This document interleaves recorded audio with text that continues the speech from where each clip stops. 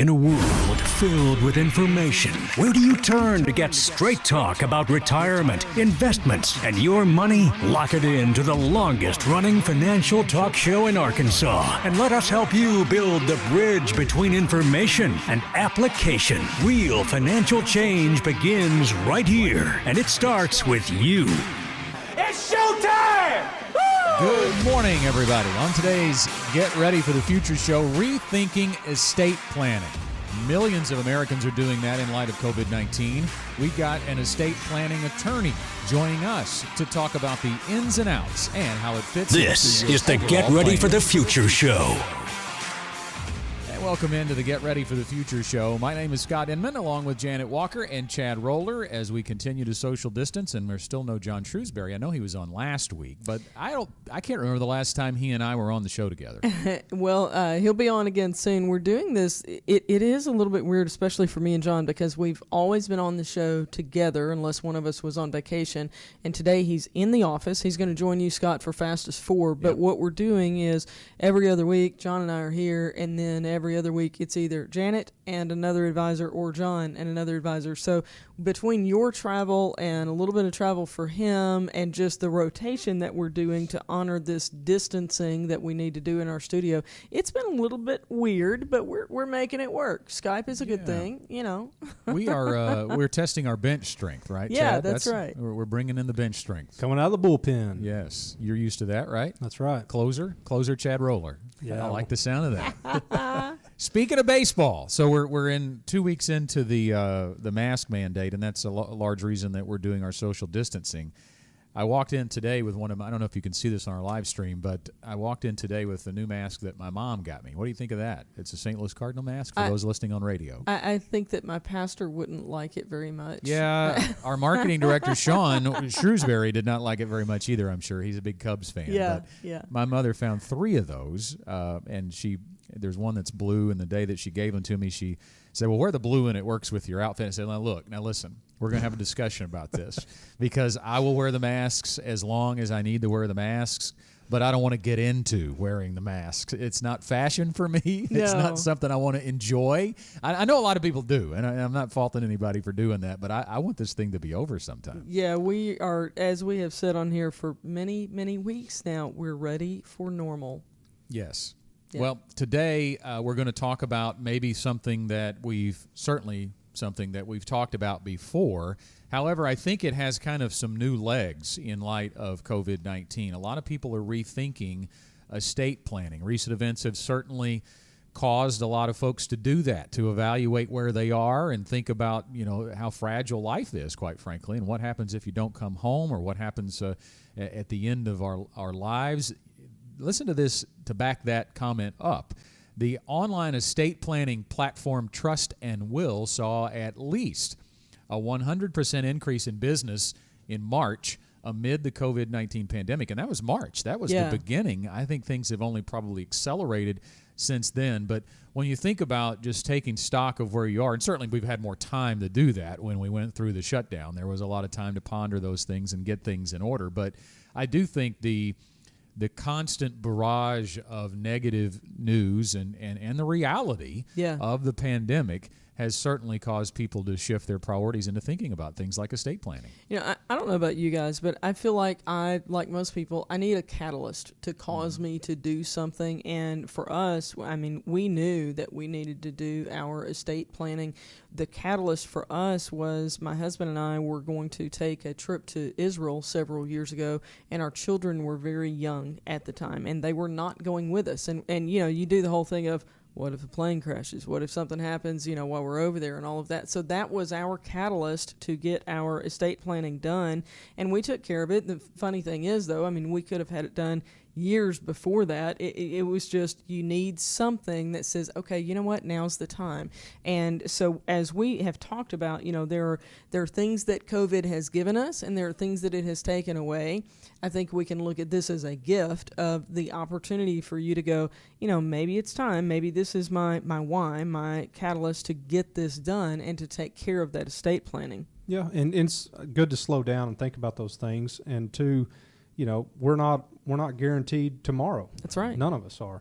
And so, the thing I think we all need to do, though, is make sure that we do it not in fear, but we actually think it through and do what's right under any circumstances, whether it be COVID or, some type of other medical issue that we may be facing. But, right. Because it's a lot more than just when I pass away, the estate planning part.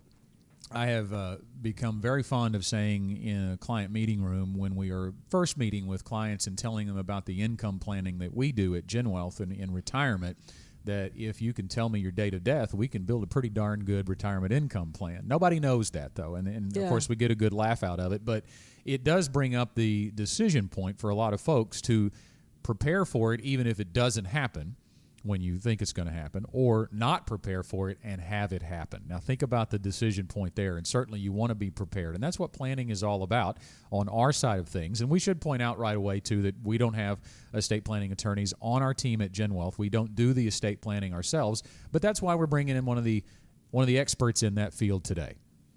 Yeah, we are really looking forward to, and are excited about having Chris Rippey with us. He'll be in the next couple of segments with us today to talk about some questions that we hear quite often and some clarifying points that we'd like to share with you. But I want to go ahead and invite you now, if you're watching us today on Facebook, if you have a question for an estate planning attorney, go ahead and post that question in the comments section on our live stream, and we'll be sure that we get that question to Chris Rippey during the show today.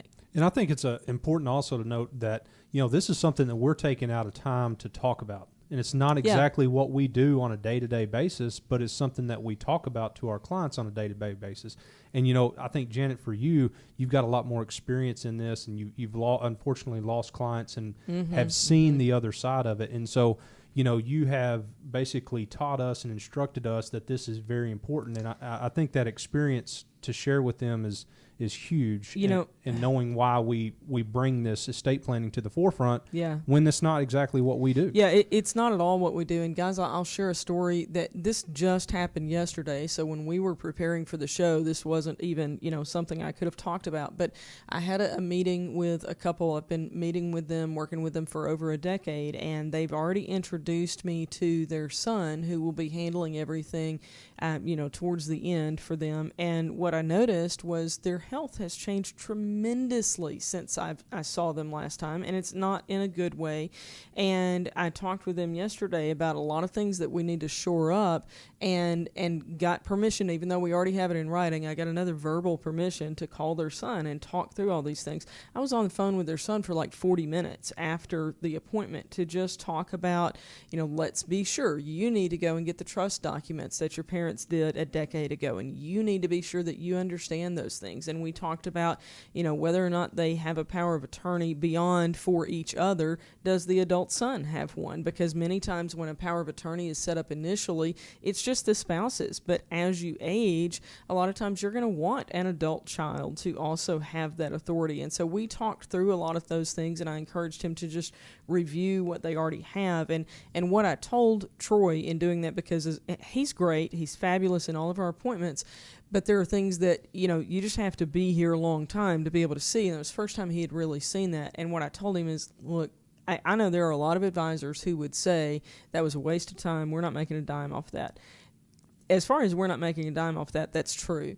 But what I said is you can never care too much. Yep. And if you have knowledge that they need to have, it is our responsibility to share that. Now, at the end of the day, they need to talk to an estate planning attorney, but we can't care too much. But you've also been on the other side of it to know how important that is. And I think that's why we bring this to the forefront, estate planning, and try to educate about this, because you've seen the mess that it can leave without any plan. Yeah, it's a disaster for sure. So what exactly is estate planning, you may be wondering if you're new to that term. Your estate consists of everything you own: your car, your home, other real estate, checking and saving accounts, investments, life insurance, furniture, you name it. We're going to talk to Chris Rippey, an estate planning attorney here in Central Arkansas, as we continue on the Get Ready for the Future show. Stay with us.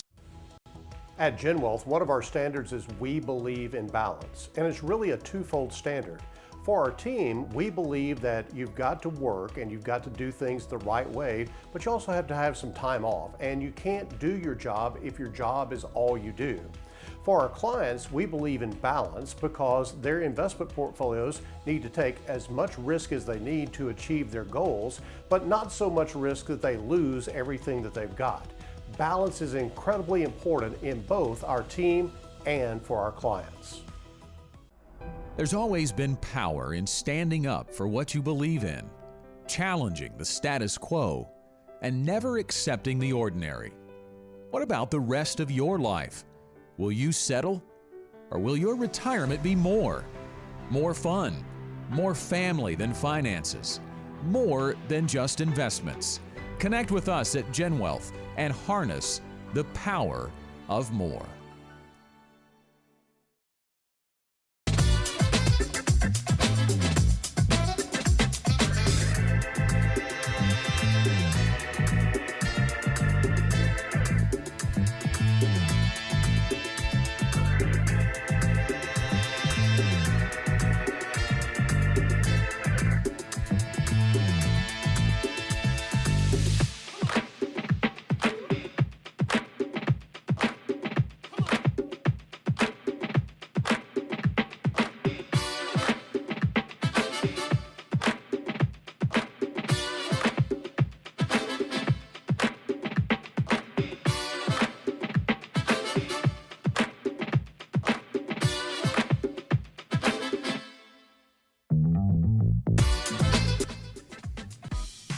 Want more straight talk about retirement, investments, and your money?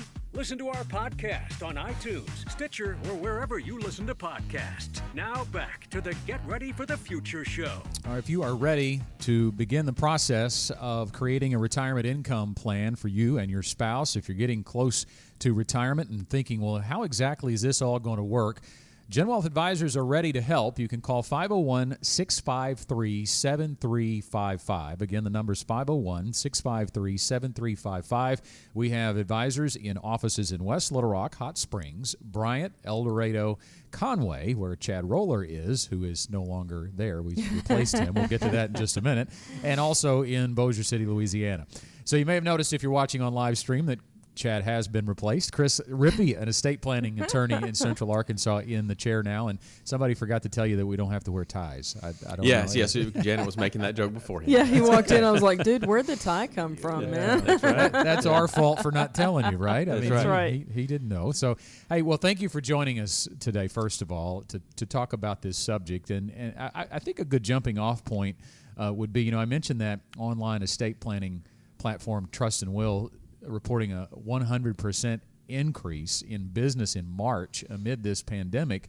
We spoke earlier about that. Have you seen a similar experience? Yeah, we have. And Scott and I were kind of joking about this beforehand, that I kind of equate estate planning to that yard project that you've been putting off for 5 years. That now that people are locked down at home, they say, we should probably write something down here. Either that or they're becoming very in tune with their own mortality and just say, we want to do some sort of planning here. So, yeah, we did see a pretty big intake after about 2 or 3 weeks of lockdown. We've seen a really big increase in people just asking more questions and just being on the forefront of people's thought processes. Let's talk about estate planning and just that term even, because I think we throw it around as though everybody knows what that means. So what is it? Why do people need to be thinking about it? Yeah, sure. From a global perspective, really all estate planning is making sure that you have some sort of plan that transfers assets after you pass away or if you become disabled, whether that's through a will or a trust or pay on death beneficiaries. And so it's really just a written plan of some sort to make sure that things are taken care of in case life happens, which we all know that it does. We would assume the number of people who have a true estate plan is similar to those who have a written financial plan. That number on our side of the fence is very small. I've seen probably in the low teens, or if even single digits in some cases, depending on the study or survey that you look at. But if that's true in the estate planning side as well, what do you think holds people back, Chris? That probably varies from person to person. It kind of fluctuates year by year, but if you look at data from the National Academy of Estate Planning Attorneys, usually it fluctuates around 70% of people don't have any sort of written plan, kind of like what you were saying. And I think a couple of things go into that. One, they are concerned about the cost of doing it. They're not ready to make those kind of decisions depending on their age, and they just think it's going to be a long, arduous, complicated process. When once they actually get into my office and talk to me, they go, "Oh, that was way less work and way more comfortable than I thought it was going to be." So, guys, I want to take a moment and kind of do a little bit more educating here. We talked about estate planning on a more broad picture, but when we're meeting, Scott, as advisors, when we're meeting with clients, we talk about the need to meet with an estate planning attorney and to discuss whether you have a need or not for the following things: a will, power of attorney, a living will, and a trust. And we know that not everybody needs everything, but what we have found is that very few people really understand what those documents are. Sure. And many times when we first start talking about estate planning, they're like, "Oh, I've done that, I've got a will." And that's it, end of conversation as far as they're concerned. So I want to take each one of these just one at a time and talk about what they do, maybe what they don't do that is a very common misperception, and then, whether it's a fit for certain people or not. So let's talk about a will first. What does it do? What does it not do? Sure. Yeah, so they tell you they have a will, but they don't tell you it was from 1975. Yeah, last time they actually looked at the thing. Yeah. So we kind of commonly and jokingly refer to a will in our office as the C- option. It's at least it does something, but it's not quite, probably what you need. So a will is really only effective after you pass away and the will gets probated, which is kind of a common misconception in the estate planning world, is that I have a will, it's going to avoid having to go through the court reviewed probate process. An advantage that it does is at least it gives you some sort of choice in what you're doing, who gets what, who's going to be in charge of things, but it really doesn't become effective until after you pass away because you have the ability to amend it. Powers of attorney are a big thing that we talk to people about for financial and healthcare decisions, that you want to be able to, while you're competent, you definitely want to be able to make the decision of, if I became incapacitated, if I had a stroke or a heart attack or a car wreck, even if it was for a finite amount of time, I want to make sure that I have a plan in place that these people who I trust to make these decisions are going to actually going to be there to make them. So while we're still on power of attorney, there is springing power of attorney and non-springing. Explain the difference between those two. Sure, yeah. So with a springing power of attorney, this is something that you execute while you have capacity to do so, that is going to take effect at some point in the future. It's going to be there to spring into place. So whether that's at a certain date, at a certain age, or whether a physician signs an affidavit that says that, in my professional medical opinion, this person does not have the capacity to do so, it's put into place. Now, a non-springing one is something that's effective immediately for clients that just say, I want my spouse to 100% of the time have the ability to write checks or talk to doctors, get medical records, whatever they need at that time. And so as soon as you sign it, it's in place and it's there waiting for you in case it's needed. Okay, so we've talked about a will and a power of attorney, so we still have a living will and then a trust to talk about. Yeah, so a living will kind of mimics and supplements your power of attorney for healthcare decisions, and it's really kind of a pull-the-plug, end-of-life decision that if your attending physicians are saying, this person is in an irreversible coma or has some sort of health event that we're just keeping this person alive artificially, you're telling them in advance, you're telling your family in advance, I want you to go ahead and pull the plug. This is kind of avoiding the Terry Schiavo situation from the 1990s that was in the media for a long time. A trust is something that we talk to a lot of people about. It's an estate planning tool similar to a will that avoids the necessity of having to go through probate. It's just I kind of compare it to a box. You're creating a legal entity that takes title to your stuff, your real estate, your bank accounts, and it has the ability to distribute that outside of probate process when you pass away or if you became disabled. Scott, I'm going to toss this back to you in just a minute, but I want to talk to everybody just a moment about the example that I use on why we have a trust. And this is something that usually just clicks with people because it's easier for them to wrap their brains around. So before we had a trust, our home was, if you were to look up the county records, our home was owned by Stephen and Janet Walker. And if you think about it, if he and I were in a joint accident out here on I-30, we both passed away, then in those circumstances, who has the right to sell the house? The answer is nobody, because both owners are deceased. That's right. And so the house would have to go through the probate process of determining who is the rightful person to be able to step up. We have minor children. Who's the person to be able to step up and sell the house and claim the proceeds and all of that? it gets messy. And in Arkansas, it's going to take a minimum of 6 months, can go up to a couple of years. So in order to avoid that, what we did is the house is owned in the name of the trust. And so now, if he and I are in a joint car accident, then we have already named successor trustees. So if Stephen and Janet are not here, then the successor trustee, as soon as they have a death certificate in hand, have the right to sell the house. That's what we're talking about here.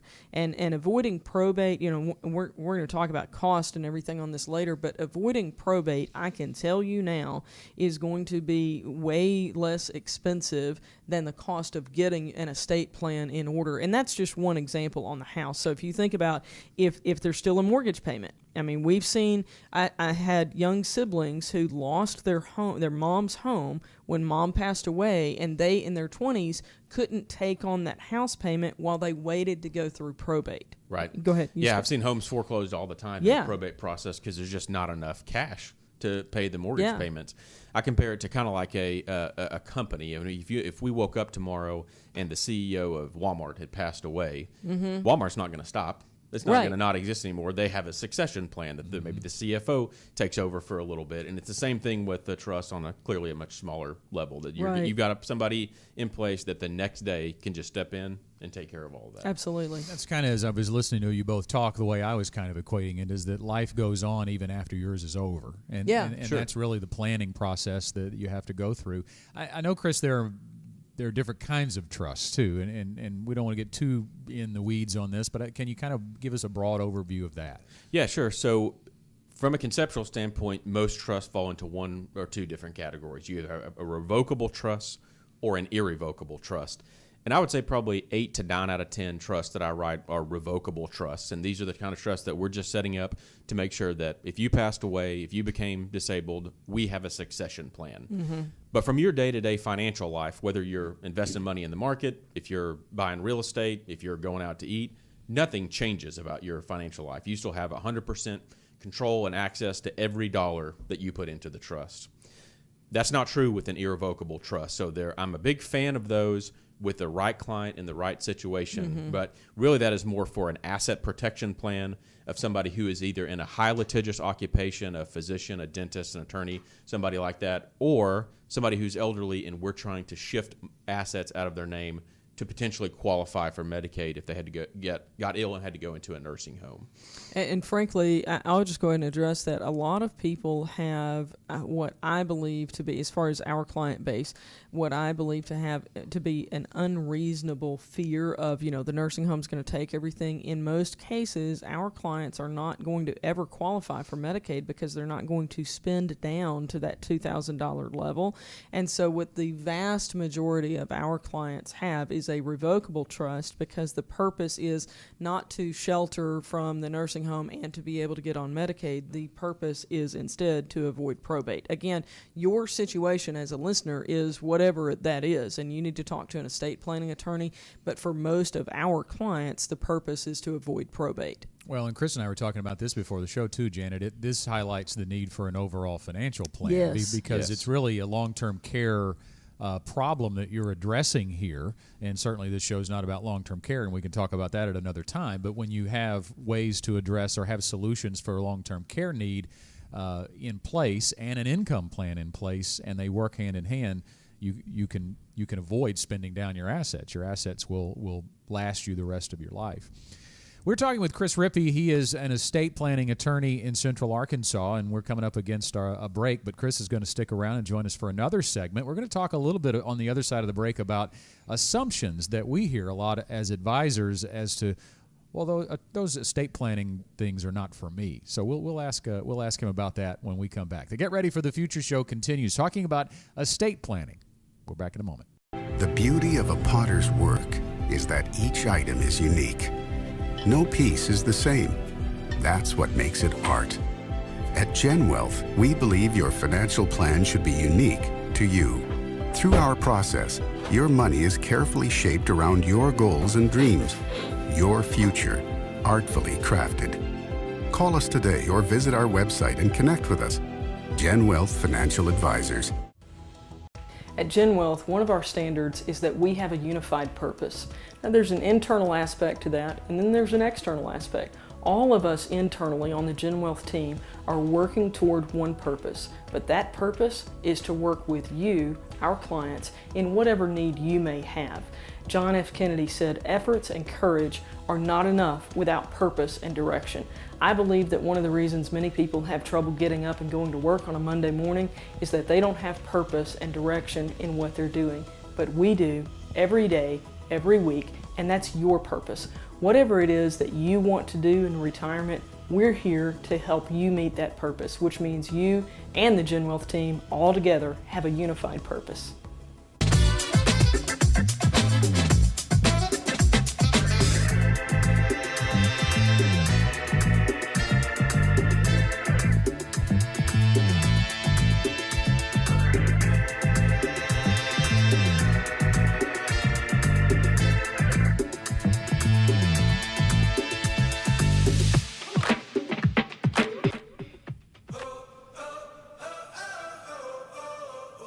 From the Gen Wealth Radio Network studios, we're back with more of the Get Ready for the Future show.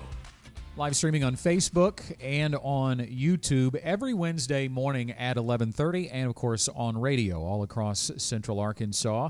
It is the Get Ready for the Future show, talking about estate planning with Chris Rippey, who's an estate planning attorney here in Central Arkansas. And before we dive back into that conversation with him, do want to take just a couple of seconds here to remind you about our webinar, the Mid-Year Outlook, coming up next week, August 11th. You can register by going to getreadyforthefuture.com/events. And Janet, that's going to be really market focused. We're going to be heavy on that. Ryan Dietrich, who joins us on this show very frequently, will be our guest on that. And we'll be talking about the roller coaster ride that we've been on in 2020 and what LPO research guidance says about the rest of the year. Yeah, we're excited to be able to take advantage of an opportunity that COVID has given us, and that is to do these things online, because I really think we'll have a significant number of viewers join us for this, and I'm excited to have this information during an election year. You know, we always do a mid-year outlook anyway, but during an election year, and with everything else that 2020 has brought us, from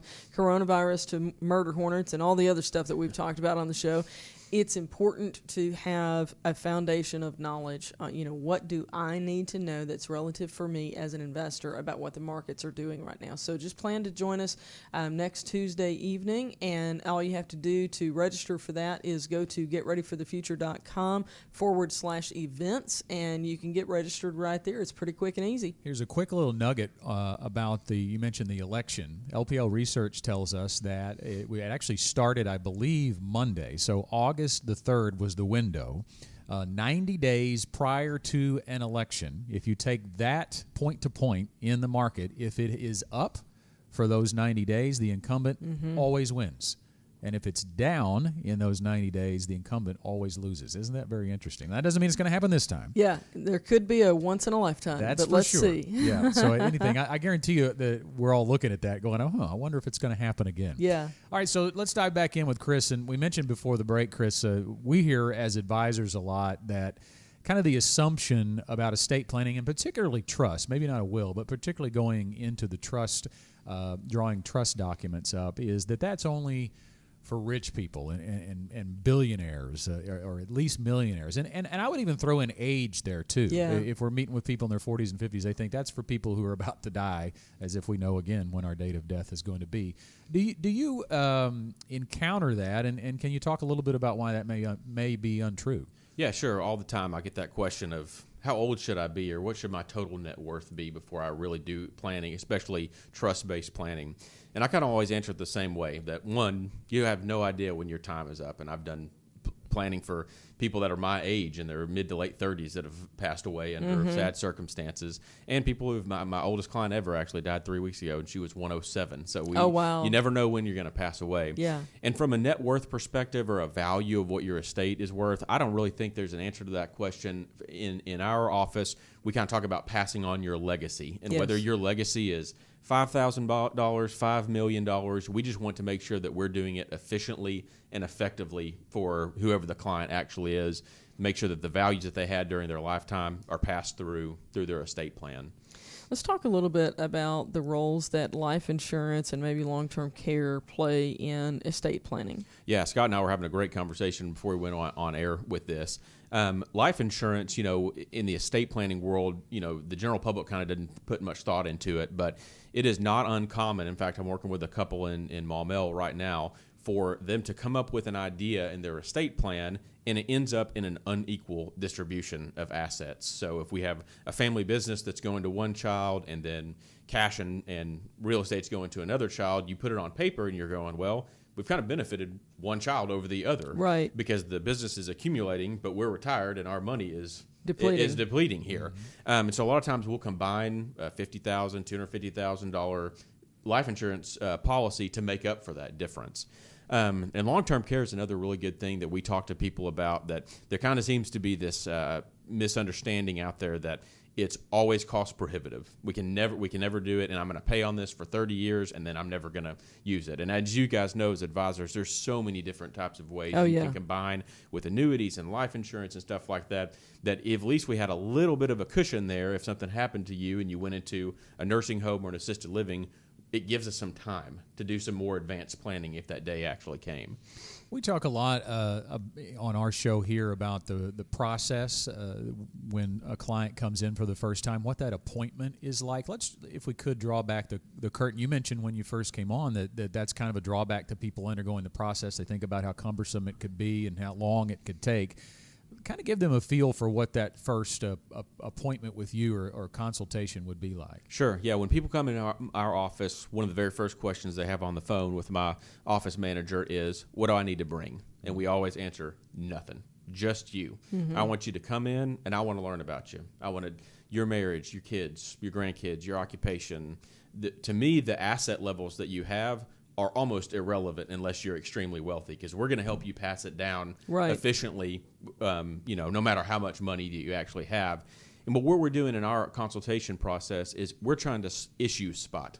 We're trying to make an estate plan that's probably going to work out one way, but then, as we all know, life is bizarre, and it throws weird curveballs at you. And so we're going to try to plan for all those contingencies in advance of, if a beneficiary passed away before you, or they became disabled, or they were going through an ugly domestic situation and getting divorced, or they got sued, and we're going to go through all those things and see how can we break this plan and make sure it's going to stand the test of time for years to come. What's the craziest thing you've ever seen in estate planning? Yeah, so in preparation for this, my office manager and I were talking about it, and we spent an hour coming. It's just kind of like saying, what kind of car can I buy? Well, there's lots of different kinds of cars.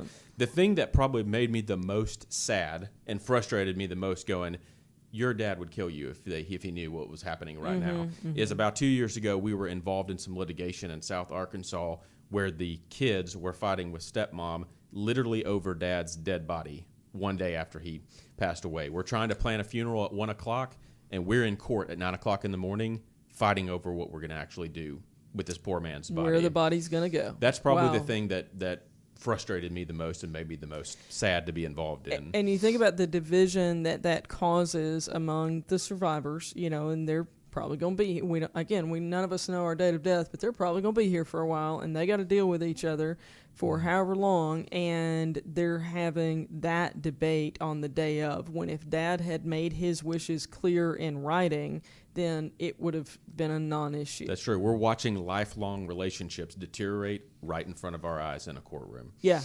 Well, I know my son is in there, so let me just go on record. Garrett, I don't care what you do. I'm not going to be in it anymore, so I don't care what you do. This is just my earth suit. I don't need it anymore after I'm gone. How about the other side of this, the time that the planning ahead of time really helped a family avoid a nightmare? Yeah, so this was actually a family member of a staff members of ours. We didn't even do the plan. They had brought it in after a grandma and grandfather had passed away. A lot of assets, several $1 million worth of assets, and one of the children had some pretty significant health problems and was not going to be with us much longer. And their eventual beneficiaries had a lot of substance abuse problems, and we knew that if this child passed away and the grandkids were going to inherit some money, they would really turn into a self-destructive situation. Yeah. Fortunately, there was some language and some powers in this trust that allowed us from beyond the grave to make some amendments to it, and we were able to shift that money over into a vehicle that they couldn't touch. So the grandkids could still benefit from it, but they would not have the ability to enter into this self-destructive lifestyle. So that prompts me, although it's a completely different need, that prompts me to think about things like a special needs trust. We have quite a few clients who have that in their estate planning. Talk about the people who need to address an issue like that. Right. So if you've got any beneficiary, whether it's a kid, a grandkid, anybody who theoretically could inherit something from you, you really need to consider doing some estate planning that has special needs trust language in it. So if you have somebody who is on a means-tested government benefit, so constantly we think about that as Medicaid is kind of the most common benefit that we think of. If they inherited more than about $2,000, they'll get kicked off. And they'll have to spend it all down. And some of these beneficiaries who are in their 50s and 60s, they've been on this since birth. Yeah. And so if anybody in your family member has those kind of health problems or those kind of issues, you really need to think about doing some estate planning that has some standby special needs trust to where they can still benefit from your asset, but because they have no control over it, their government benefits are safe. Mm-hmm. I'm trying to think of a couple of questions that maybe our listeners are thinking about as they hear us talk about these things, and we've got a couple of minutes left, Chris. So I just maybe a couple of things about, we talked about cost, but we really didn't kind of hone in on that, and then and not everything can go into a trust. I think that's worth pointing out too. You talk about some things that can and cannot go into a trust. Yeah, sure. So the main thing that cannot is your investment vehicles that you have not paid taxes on. So these are your employer-sponsored 401k plans, traditional IRAs that you have set up with financial advisors. We don't want to mess up with any of the income tax consequences of those. But pretty much everything else can do that. You can put rental properties, your personal residence, your personal house, bank accounts that you have at local banks. Those can all be retitled into the trust. And to kind of go back to your cost question, if you take kind of a modest size estate that had no planning and all had to go through the probate process, $250,000. Those costs from an attorney's fee standpoint are actually governed by the Arkansas Probate Code. And we did some calculations before we walked in here. That'd be about an $8,000 cost on a $250,000 estate, which is significantly more than would have cost to just come in my office and avoid that process altogether. And you would have had a say of who was in charge and where the money was going to go. I'll tell you what we did, my brother and I, as adult children. I kept talking to my mom and dad about, guys, you've got to get a trust. And mom was ready from the first conversation. And my dad was like, honey, he didn't understand the reason. And finally, I looked at him and I said, Dad, look, my brother and I will split the cost on this. I need you to go and do it. And when he realized that we were willing to foot the bill, he was like, oh, well, like, she's serious. This is a real deal. And so they went and handled it. We didn't have to split the cost between me and my brother, but they saw this was really important. And I'm so glad. I mean, it made, my dad passed away and my mom is still with us, but it made a tremendous difference when he passed away, in how we're receiving everything, how my mom is receiving everything. Sure. It's very beneficial. Yeah, you're willing to make a down payment on your inheritance. Yeah, exactly. Right. Yeah. Exactly. Just a few seconds left, Chris. How do people get in contact with you? So our website is rippylawfirm.com, and Rippy is spelled RIPPY. The office number is 501-428-9139, or you can email me at chris, CHRS, at rippylawfirm.com. Really good education today for our listeners, Chris. Thanks for being with us. Thanks for having me. We'll be back right after this. A game warden noticed how a particular fellow named Sam consistently caught more fish than anyone else. The successful fisherman invited the game warden to come along with him and observe. So the next morning, the two fellows met at the dock and took off in Sam's boat. When they got to the middle of the lake, Sam stopped the boat and the warden sat back to see how it was done. Sam's approach was really simple. He took out a stick of dynamite, lit it, and threw it in the air. The explosion rocked the lake with such a force that dead fish immediately began to surface. Sam took out a net and started scooping them up. Well, you can imagine the reaction of the game warden. When he recovered from the shock of it all, he began yelling at Sam. He said, "Hey, buddy, you can't do this. I'll put you in jail. You'll be paying every fine there is in the book." The game warden was just incredulous. Sam, meantime, just simply set down his net, took out another stick of dynamite. He lit it, tossed it this time in the lap of the game warden with these words: "Are you going to sit there all day complaining, or are you going to fish?" For some of us, the same question could be asked about our retirement. This is John Shrewsbury with Gen Wealth Financial Advisors. Whether it's trying to find the best investment or just worrying about the stock market, a lot of folks seem frozen with retirement indecision, and that very well could lead to an explosion of your own, an explosion of your dreams for a comfortable future. Plan now for your time on the lake or wherever your dreams take you.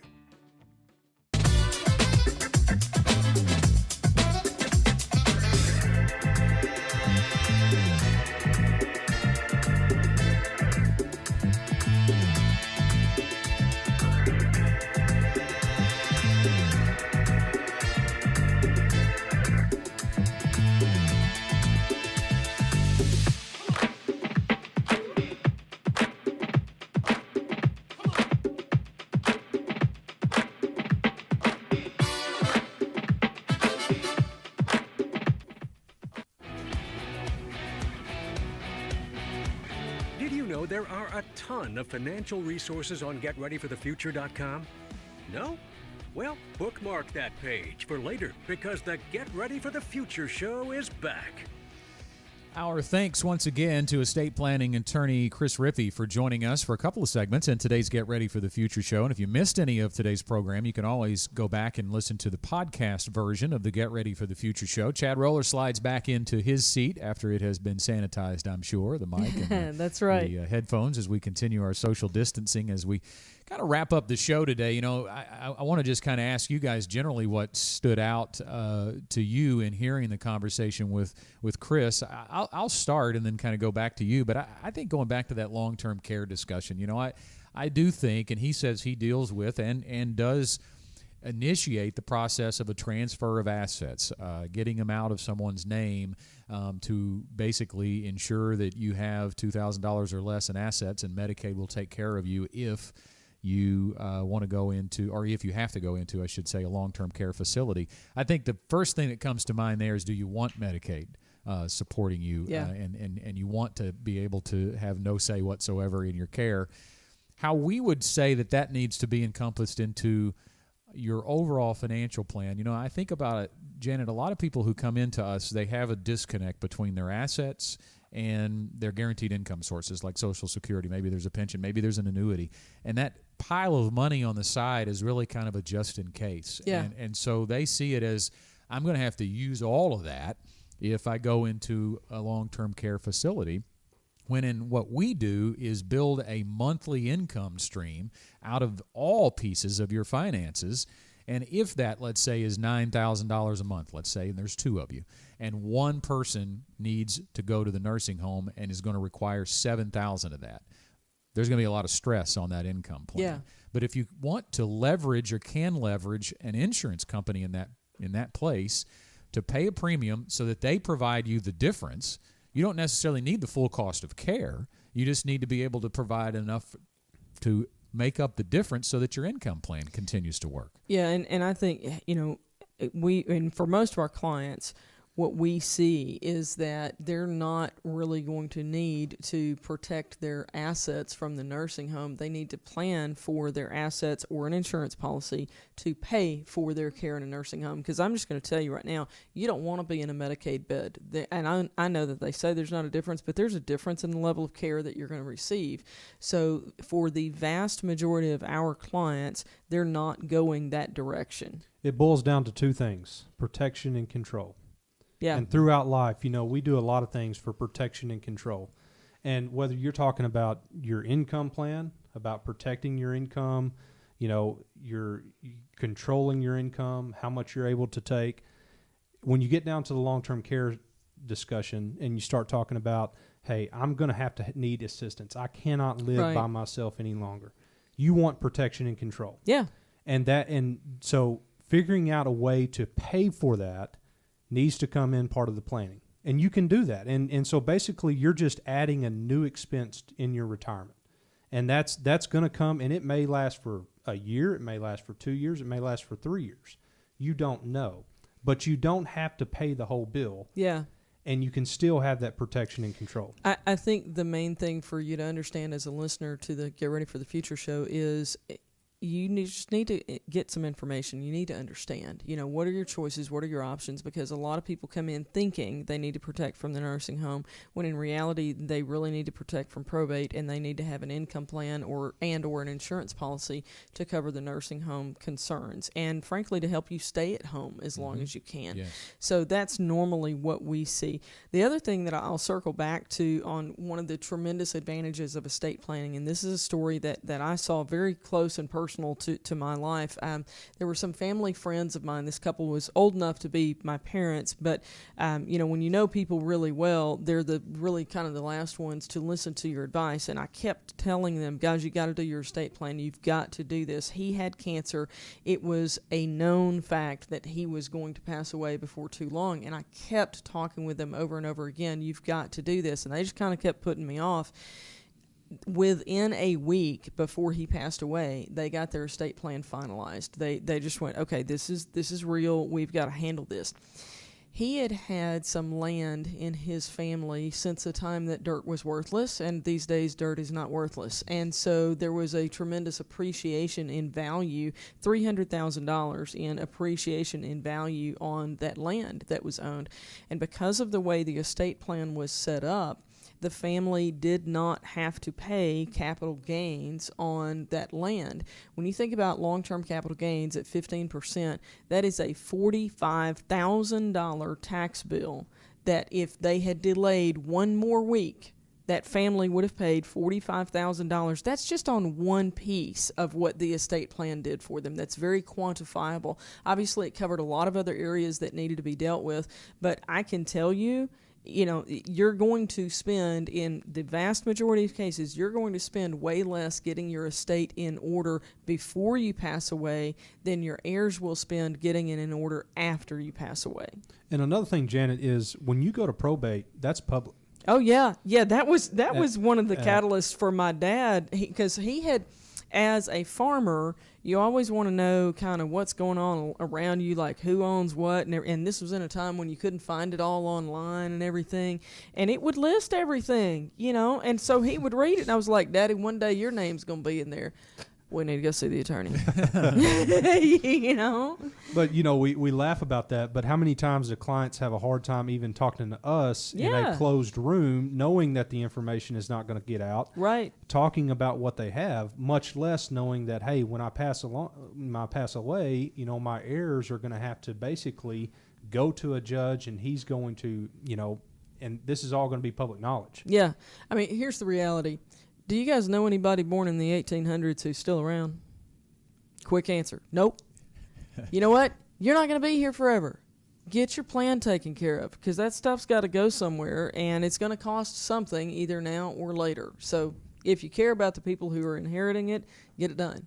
Well, I thought what he said about cost was very interesting as well. The probate cost of an average estate of $250,000 is mandated, right? They don't get to move that around any way they want or discount it, but to be about $8,000. So if you're, obviously if you're passed and you're dead and gone, you don't have to pay that, but somebody does. Well, your estate does. And you think about it, you can get to $250,000 in a heartbeat. Yeah. I mean, that's a house, right? And what else is potentially included? We've seen 401ks that didn't have a beneficiary designation. God bless America. Hello, take care of that. Yep. And two, I think the other thing to point out is it doesn't. They're going to talk to you the same whether you've got a house that's worth $250,000 or $2 million. And I think that's the same way where we're at too, is that initial consultation to come in and get to know you, find somebody that is willing to teach you something and willing to sit and listen to you. Yeah. And I think that is the most important thing and will ease some of those fears of going in and saying, oh, I've got to get all this together. And then on the other side of that is find somebody that's what they specialize in. Yeah. Yeah, we talk about that in comparison oftentimes to a doctor. If you had a twin sibling who is your primary care physician, you may go to them on all kinds of stuff. But if you have a heart problem, even your doctor who is your twin is going to say, you need to go see a cardiologist. You know, I can't handle that. That's very important. You need to go see a specialist in that area.